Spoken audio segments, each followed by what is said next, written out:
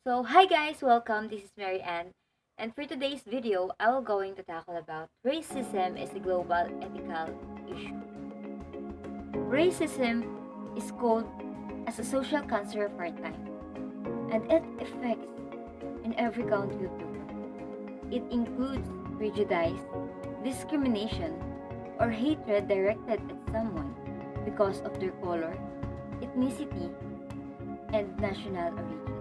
Race is an enduring concept that has molded our nation's economy. Racism takes many forms and can happen in different places. Racism is not just a word, belief, and a concept. It prevents or it be a barrier para ma-enjoy ng tao yung dignity nila and equality nila sa bansa or sa isang lugar. So, nagkakaroon ito ng gap between sa health, wealth, and education, employment, and physical ability in sport sa lahat ng tao.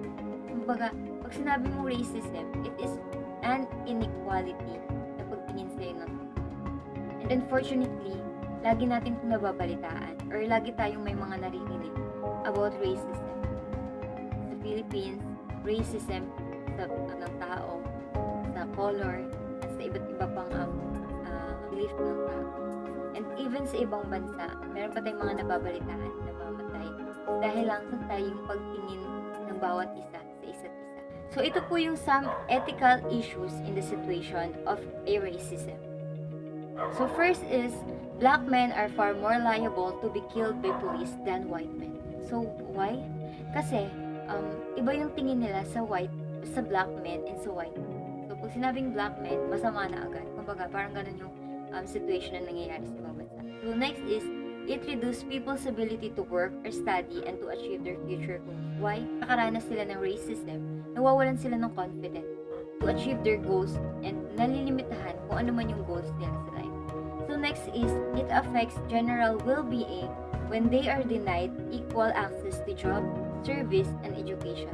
So even though magaling ka, kahit na magaling ka, pero pag merong racism, nawawala yun or hindi na tinitignan yun, nagiging inequality na yung pagtingin sa inyo. So next is, it creates society where people don't trust and respect each other. So what are the alternatives? Is we need to change our thinking. So next is contact theory. So sa contact theory, ito yung you will contact others to reduce prejudice. Kumbaga, ito yung time na makikipagkausap ka sa iba't ibang tao para maging aware ka din. And next is anti-racism. So next is awareness. So it is a big factor because we need to address properly in the history of racism, terror in the country. So we need to be aware. So sino nga ba yung stakeholder ng racism? First is all member of the community, businesses, city council, and other group that experience racism, and health personnel. So here are some ethics of alternatives or the theories. So first alternative is utilitarianism perspective. So sa utilitarianism perspective, being majority has advantage than being in minority. So for example is, mas marami yung nakatira na white men or mas marami yung member sa government na white men kaysa sa black men sa isang lugar.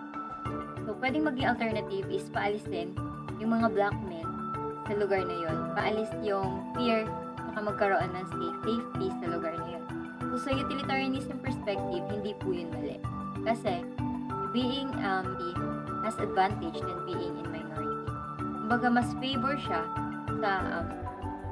sa nakararami kaysa sa konti, kahit na anong consequences. So, next we have deontology perspective.